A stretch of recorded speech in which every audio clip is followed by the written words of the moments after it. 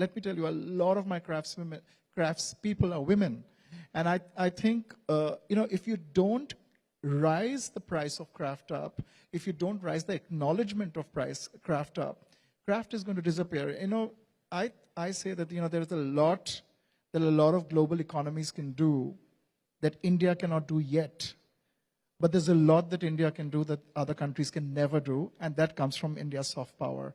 And I think if corporate India was not to understand how valuable India's soft power is, and if we didn't do it to protect it, craft needs to be made into a business. Craft should not be about pledges and charity and help. Craftsmen need to get their children back into the business. And I've always said, I've seen this movie called Help, where a lady tells another woman that, courage often skips a generation. And I took a little from there, and I said, courage can skip a generation, but craft cannot. Because if craft skips a generation, craft dies. And if India's craft was to die, India's soft power would crash. I think this country still probably does not realize, and corporate India still probably does not realize how powerful India's soft power is, and how, you can have medical services, you can have IT, but a lot of other countries can do that too. But what you can do with your soft power, because it is so unique to this country, nobody else can do.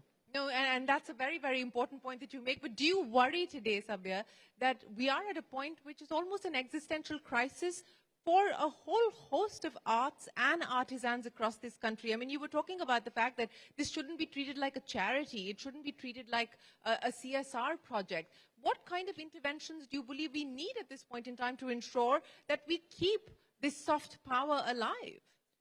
We don't need to do much, because evolution will take care of itself. Because I'll tell you, so we were at the age of influence, which is moving into the age of intelligence. AI is going to come in. And I personally think that AI in many sectors, especially in performing arts and art, will be very short-lived. Because after the age of intelligence will come the age of wisdom. And when the age of wisdom comes in and people realize that the greatest gift to humanity is humans themselves, and we should not robotize our existence so much that we forget to be human beings, then people will realize that art and craft is going to be the most important expression of humanity. We don't have to do much. Evolution will take care of itself.